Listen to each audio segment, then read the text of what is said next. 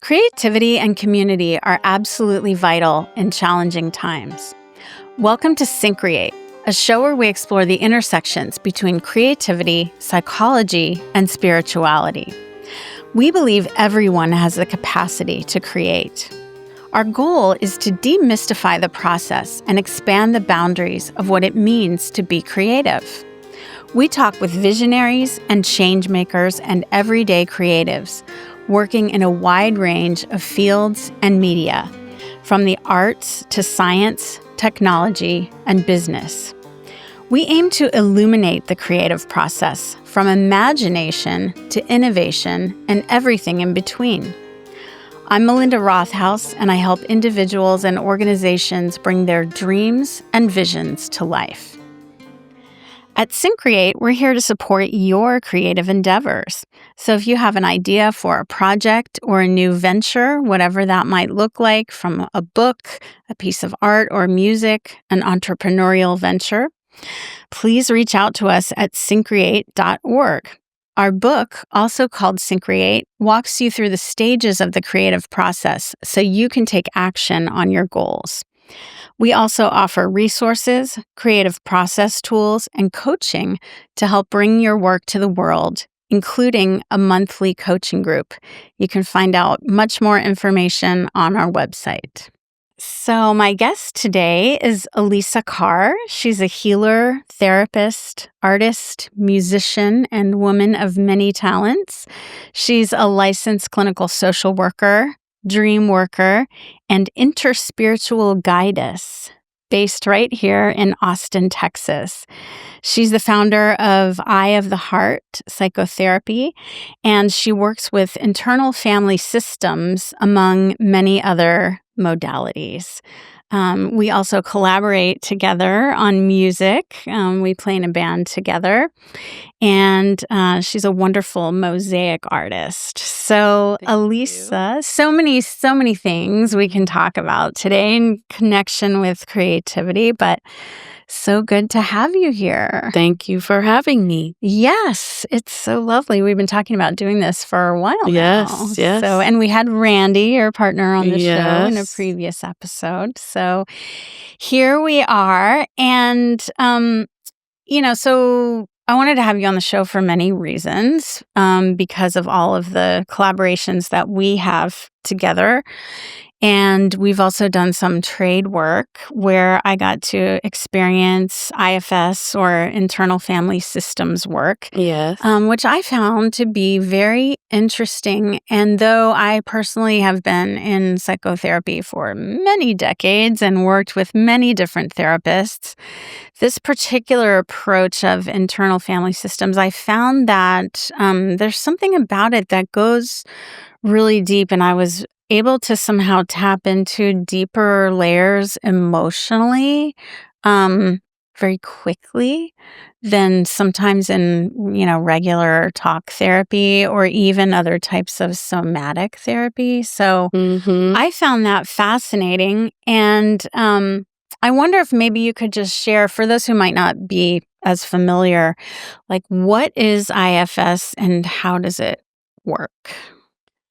Internal Family Systems, IFS, it was founded by Dick Schwartz, and I believe now 30 years ago or something like that. It is a way of conceptualizing our psyche, and it has some pretty essential elements. So one of those elements is the idea that we all have what they call self, with a capital S, self energy. I like to think of it like the drop of the divine. So that place where there is no judgment, there is no agenda, and there's also some other qualities of it that we can talk about later.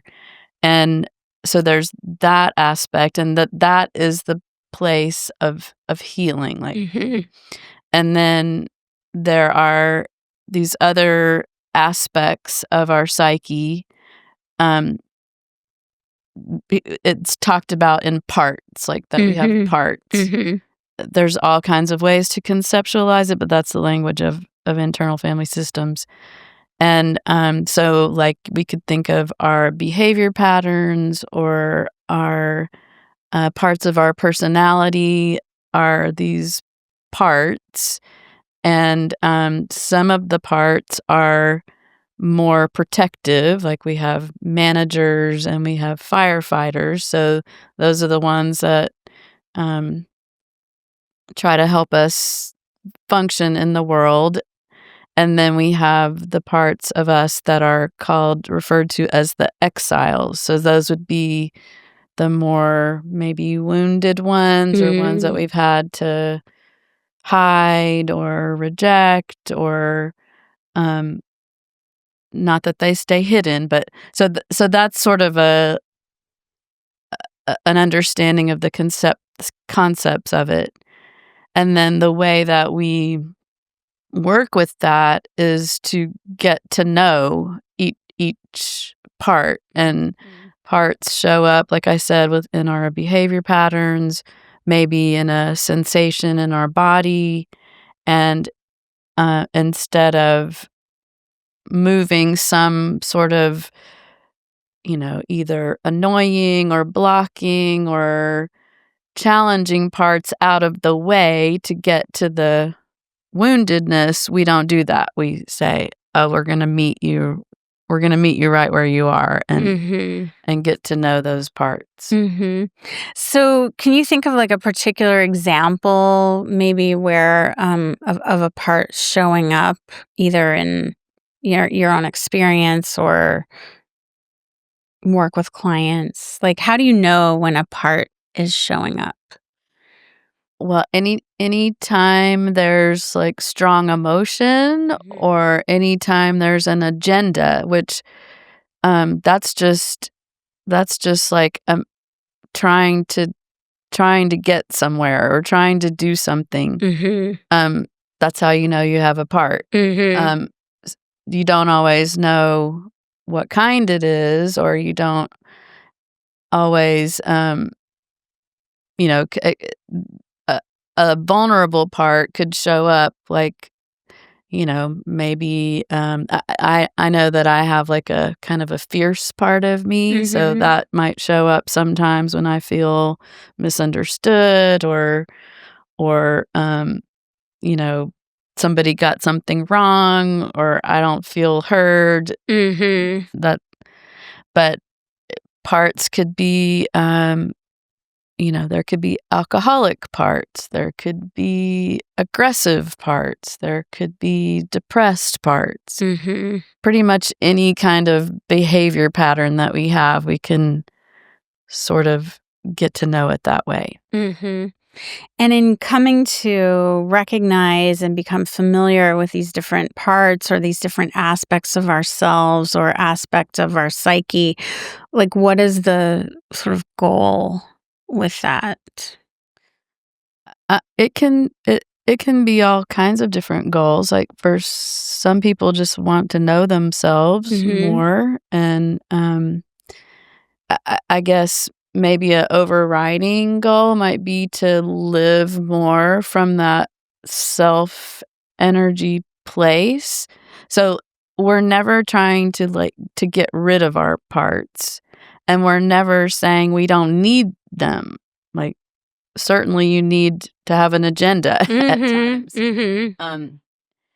But we're trying to reorganize the relationship. I think they talk about this in Jungian psychology too, that so that there's a relationship with the part to the self energy, and that we're leading with, and I can talk about those qualities now if you want, but so that the qualities of the self energy, they call it the 8 C words, which doesn't mean that there's only 8 qualities, but these sort of like are telling you, okay, like maybe you have some self energy on board. So those are calmness, compassion, courage, confidence, creativity, connection, curiosity, and there's one more that's not coming to me right now, but it'll come in a I'm minute. sure it'll show Yeah, up. yeah. Yeah, it's interesting. So I'm thinking about the parallels with like Jungian psychology, as you mentioned, those parts that are maybe the exiles might correspond to. Sometimes we talk about the shadow Right. in Jungian psychology, those aspects of ourselves that we've repressed or pushed away or we don't want to look at. Right. But then we're sort of cutting off aspects of our being. So the goal would be to integrate those because in Jungian terms, they also talk about the self with the capital S, right? And it's all in service of kind of integration. Yeah, I would say that integration is it would be more collaboration in internal family systems, because we're not like trying to meld parts together. However, I love the idea of we're just able to access more of the energy that they have. And so especially like when protective parts aren't using the energy to protect us, when they recognize that maybe we don't really need that anymore, then we have access to that energy for expansion or enhancing our lives, or creativity, however we're trying to live more fully. Yes. And I love that you bring up collaboration, because that's one of the themes that I think I wanted to highlight today. You and I, as well as Randy and my other colleague, Robert Cleve, both of who have been on this show, are going to be collaborating to present a panel at a conference in Ireland this summer on kind of the possibilities for creative collaboration in challenging times. And so the kind of your piece of it is using IFS work to look at like internal, sort of intra-personal collaboration, and then interpersonal collaboration, whether that's between the client and the therapist or more broadly. Right. Yeah. So maybe we'll chat a little bit more about that at the end. But I know when we were talking kind of leading up to this conversation, you were really emphasizing kind of the story of how you came to this work, and sort of some interesting synchronicities and points along that journey. So how did you come into kind of embracing IFS as a big piece of what you do? Well, so it involved me having to let go of some ego.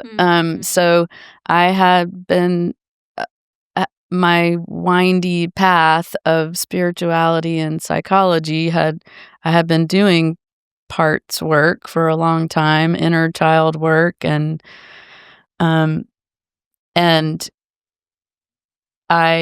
my friend Dana Gillespie, she had found some of the online IFS community, and she was telling me about Dick Schwartz and IFS for years, and I was in a way blowing it off, because I was thinking, I've been doing this all this time, and this guy's making all this money off.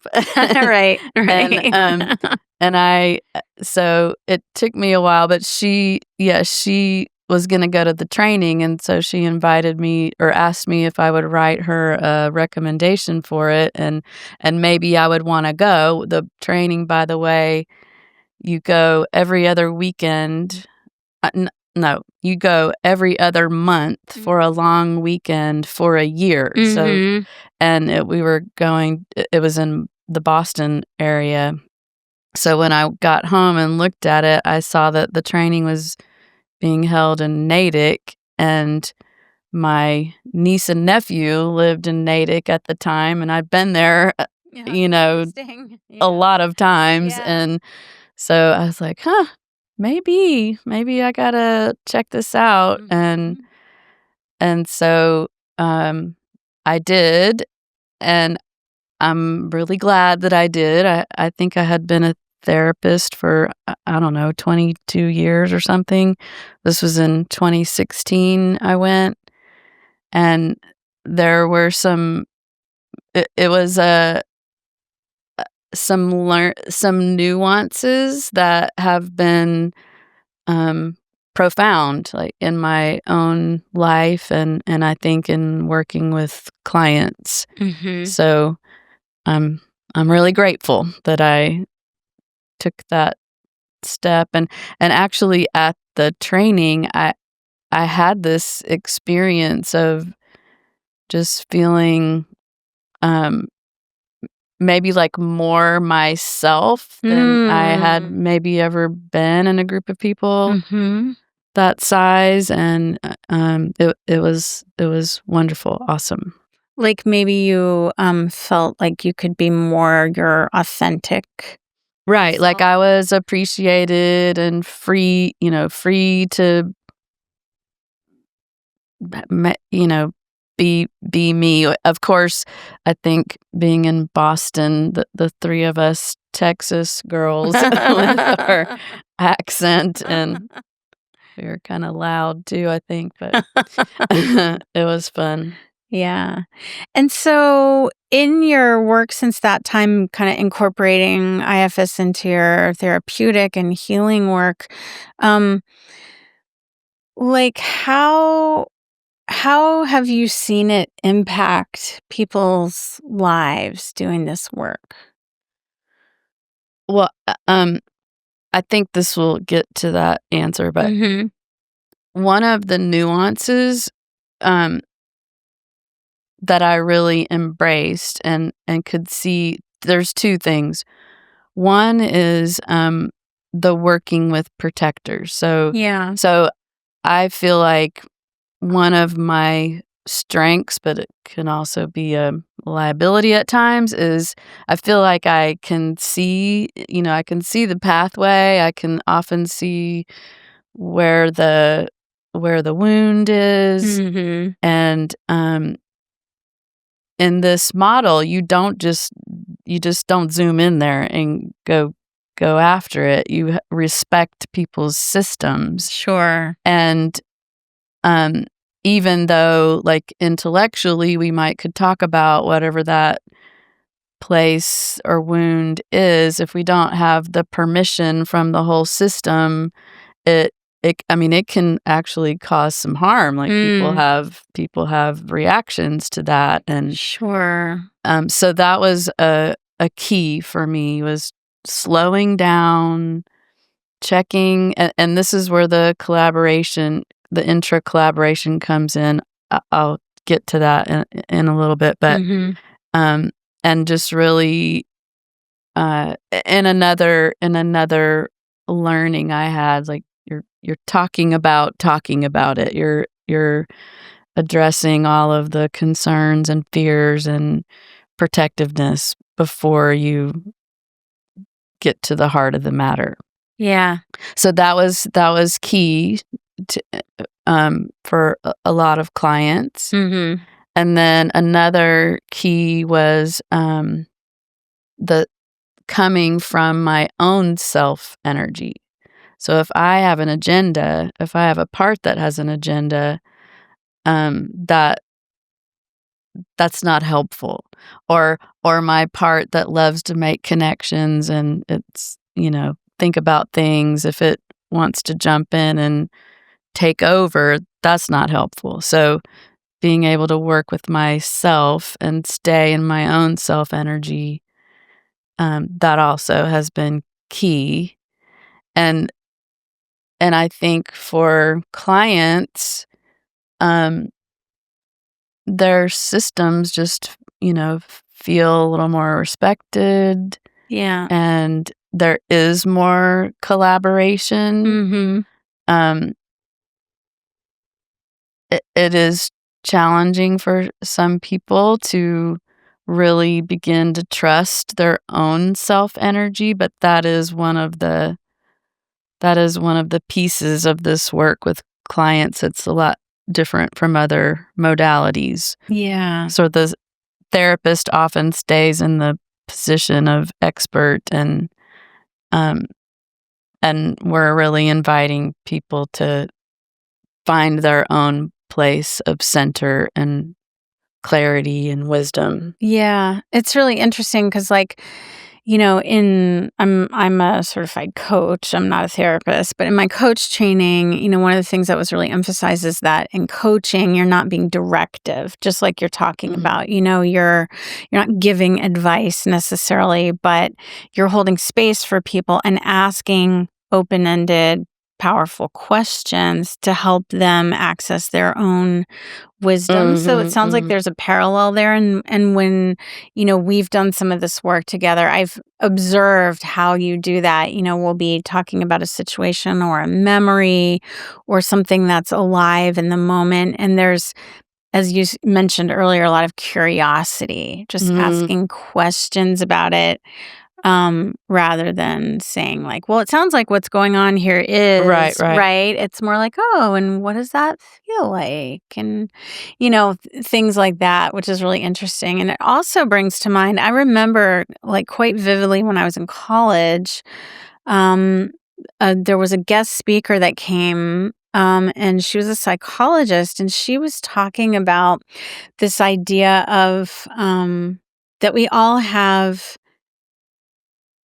many personalities within us, not in terms of like split personality or multiple personality, like in terms of a disorder, but, and I don't know if she was an IFS person or not, but just this idea that we walk around and we think we have this coherent sense of self, but in reality, there are these many different and sometimes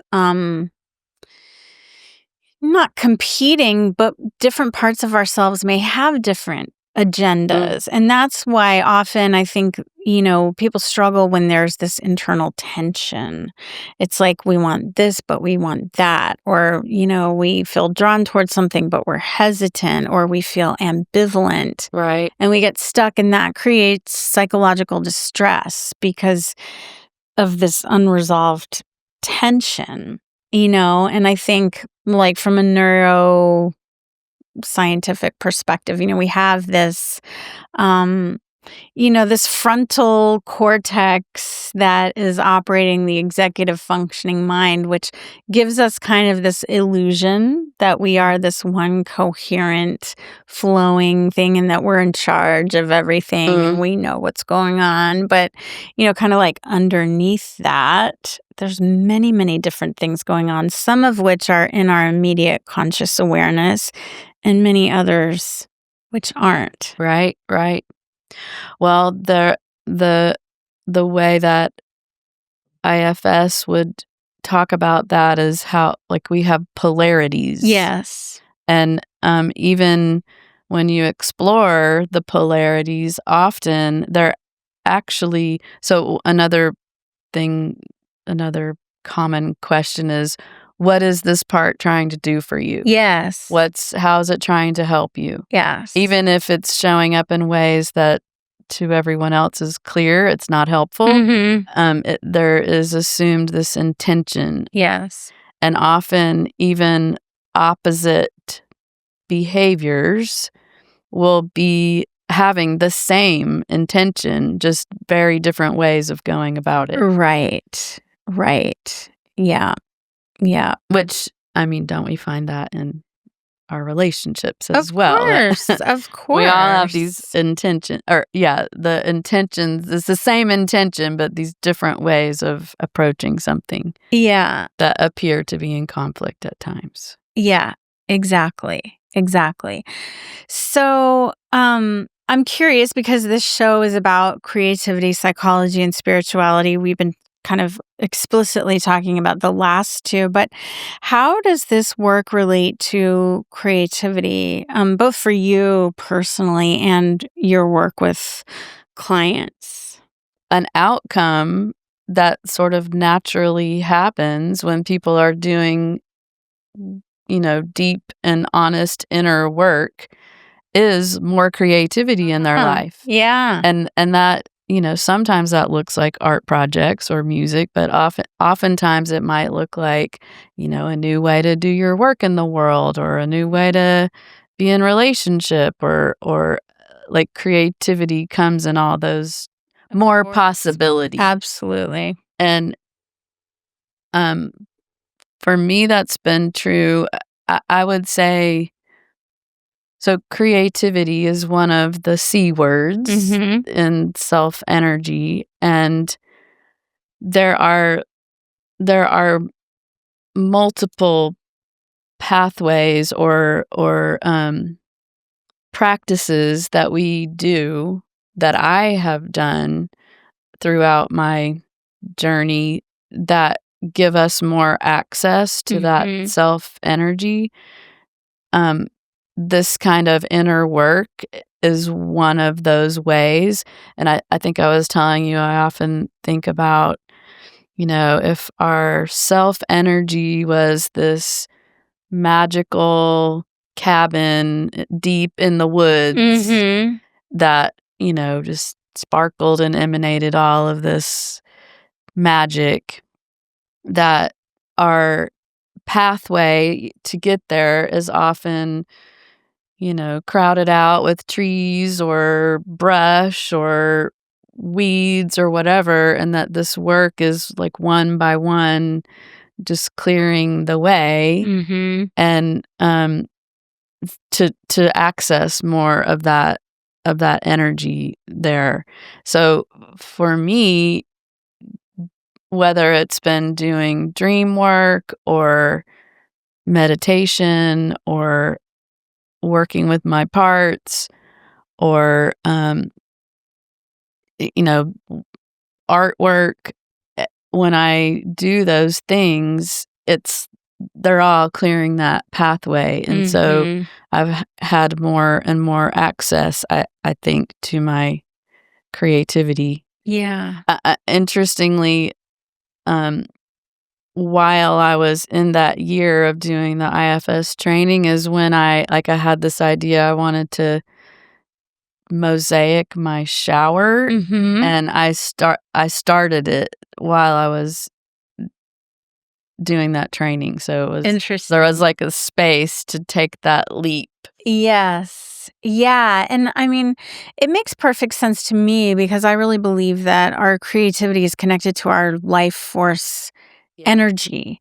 And if we have things that are kind of blocking us or holding us back, or things that we haven't processed or dealt with, or things that are repressed, that's going to have a dampening impact on our energy generally, and specifically in our creative energy. Right. Well, and I see that in two ways. So some, as you were mentioning before, like somebody might have a desire or a goal. So say their desire to paint or make music or something. And then there's all of these very specific messages, parts that prevent that from happening, like, oh, you're not good enough, or Yes, like perfectionistic, or maybe somebody when they were a kid said, no, you can't sing, or whatever the particular block is. There's that to weed through. But then also it could be just totally unrelated, like you were saying, like the things that weigh us down, or I think we were like programmed, like coded in a certain way, and this work is decoding that just gives us more freedom. To express. And find possibility. Yeah, for sure. That makes perfect sense. And then kind of circling back to this idea of collaboration, both internal and kind of interpersonal collaboration. So I know for myself, I do a lot of different things. I've always done a lot of different things. But earlier in my life, it felt a bit scattered. Like I was doing this thing over here, and, I was adjunct teaching and working at 3 different universities, and I had my music, and I had another part-time job, and I was, just doing this, that, and the other thing. And then, around the time I started my PhD, which was in psychology, but focusing on creativity, I started to begin to feel like, oh, there's a common thread, or there's a common theme to all these different threads, which was creativity. And the more that I could sort of integrate all those strands like into a coherent whole, I felt less scattered and much more integrated, and much more like I was moving in, a particular direction with a certain momentum. And so I think that's one way that collaboration can show up. But yeah, again, what does that look like for you in your work with clients? And I have learned to ask, like, well, what do you want to focus on today? Yes. And versus, what's happening or how do you feel, like that. And so once somebody has something that they want to focus on, then we are checking what we're doing is we're checking to see if we have access to self energy. The way that we do that is we ask, like, are there any fears or concerns about us focusing on this particular topic or experience or part? And if there's not, like, if there are fears and concerns, we have to stop and address those fears and concerns. Sure. So in that, and then, answer might be, okay, no, we're good.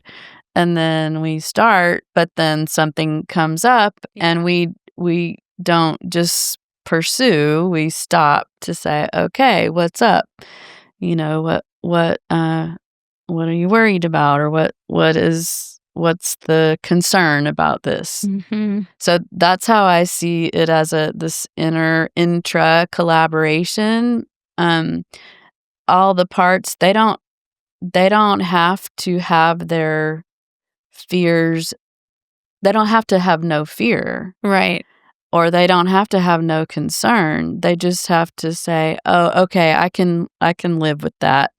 And yes, I'll sit over here and let this proceed until I don't, and then I'll let you know. Like, so there's this kind of like an agreement and a little bit of a contract that we're getting. Does that make sense? That's how I was. Yeah, definitely.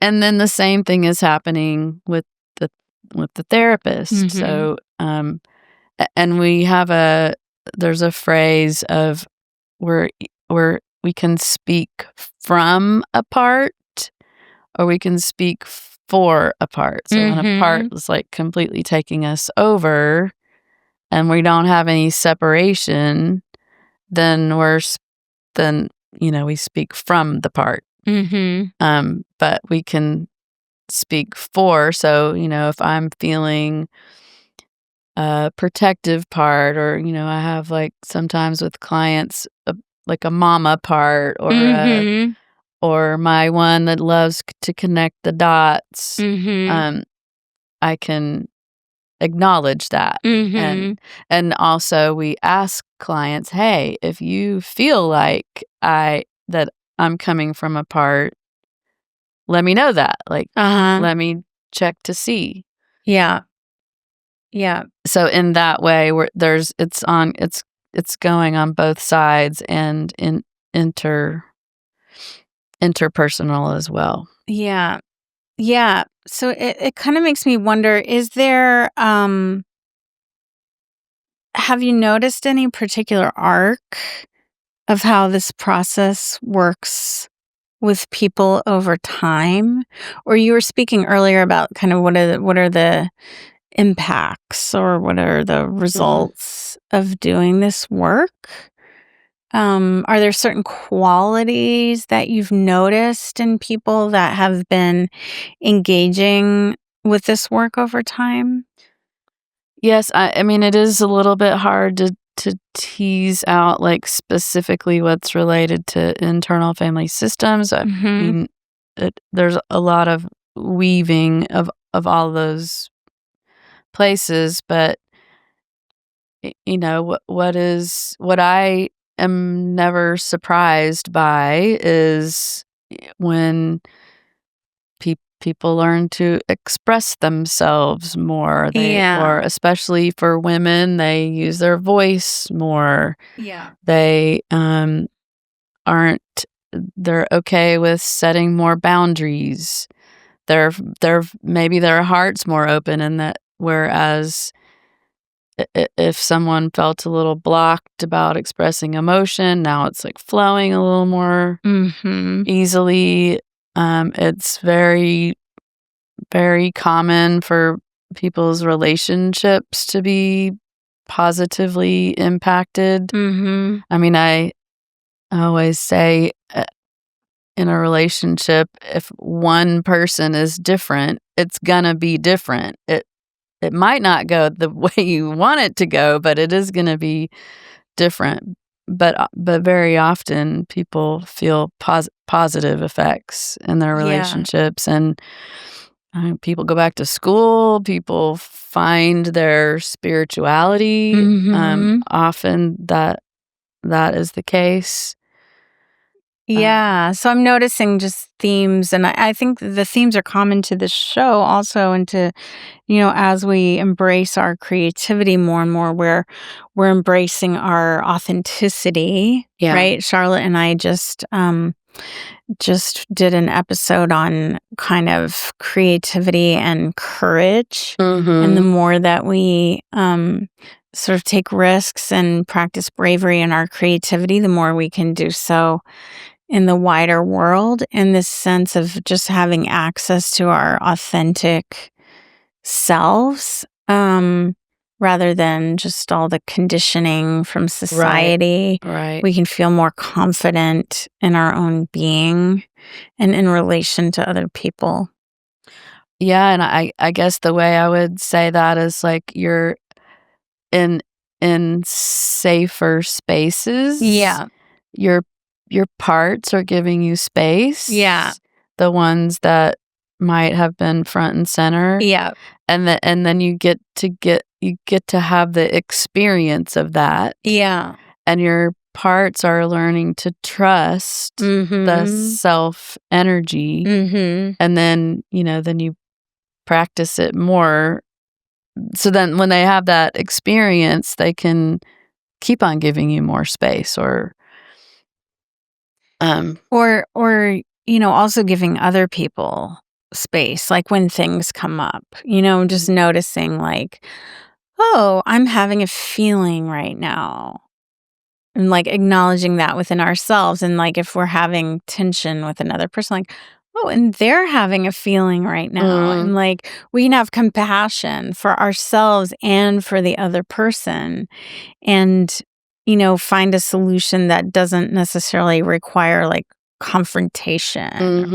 Being able to empathize with ourselves and the other person. And maybe, like, I'm just thinking of a situation with my sister that happened the other day. It's like we had all these aspirations. I was down in Mexico and all these things we wanted to do, and there's like, we couldn't get to everything. It was like, we want to go do this thing, we want to do this thing, and it gets to the end of the day and we're exhausted, and it's like kind of disappointing, like, oh, we were going to do this thing and now we've run out of time and we're exhausted, and like, it's okay. Yeah. It just is what it is. Like, nobody needs to get upset about it. We can just acknowledge, like, oh yeah, we wanted to do that and we've run out of energy for today. Yeah. Yeah. Tomorrow's a new day, rather than getting like, bent out of shape about it or something. Right. Yeah. And you bringing that up, there's another practice is, and my parts take over all the time. Yeah, sure. But the thing that I know to do is to check with my parts, to like if there's some intensity, or if there's a strong emotion, or if I have, done something that doesn't really resonate, Mm-hmm. I know to check and to see, okay, like what's going on? What are you worried about? What are you protecting? What? Mm-hmm.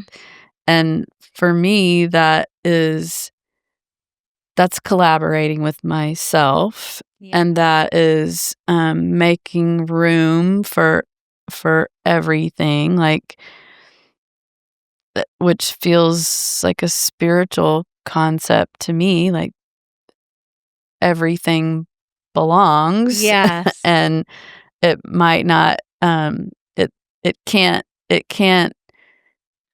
be included if it's not going to play well with others, but it still can belong. Right, right. And just can be acknowledged. Yeah. Yeah. So again, like the curiosity, staying in curiosity with myself and with others too. Yeah.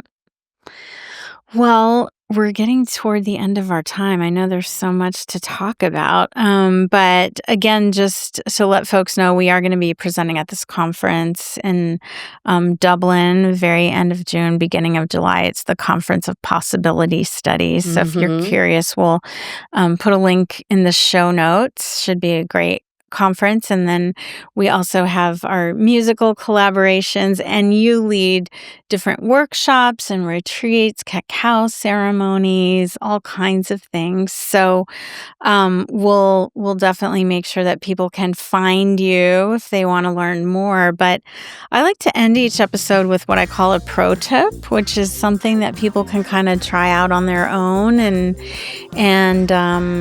kind of run with. So just related to this conversation we've been having about IFS, creativity, collaboration, like maybe for somebody who's not familiar with this work and hasn't necessarily done it before, what's maybe one thing that they could try out and experiment with?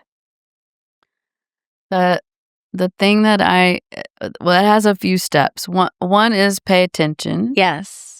Pay attention and notice. Yes. What's going on in your body, what's going on in your mind.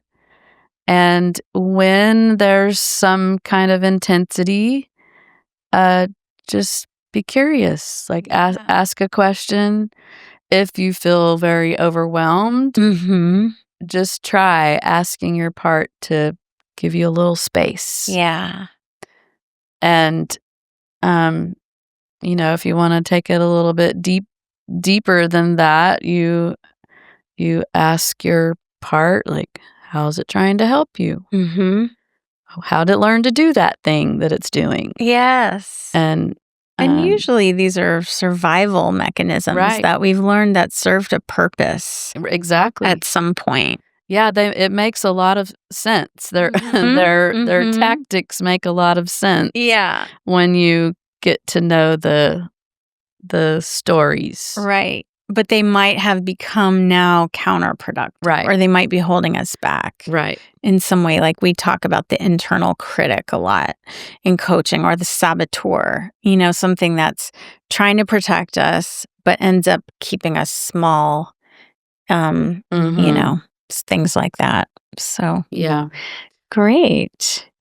And so if people want to learn more about all the things that you're up to and all the services that you offer, what's the best way for them to find you? My website, which I have to say is not completely updated, but I do have a newsletter that you can sign up for that I write somewhat regularly. Yeah. And my you can reach out to me through email through my website. Okay, great. And it's eyeoftheheart.com? It is I4Heart. I4Heart. EYE, the number 4 and heart. Okay. .com. Great. We'll be sure and put that in the show notes. Yeah, thank you. All right. Well, thank you so much, Alisa. It's been great. Thank you, Melinda. I was thinking we should talk about synchronicity sometime. Oh, we should. Yeah, definitely. Yeah, so many things to talk about. That would be a great topic. Yeah. All right. Thanks so much. Thank you. Find and connect with us on YouTube and social media under Syncreate. If you enjoy the show, please subscribe and leave us a review, or reach out to us at info@syncreate.org. We'd love to hear your feedback on the show, as well as ideas for potential topics and guests. We're recording today at Record ATX Studios in Austin, Texas, in person with Alisa Carr. The podcast is produced in collaboration with Mike Osborne at 14th Street Studios. Thanks so much for being with us, and see you next time.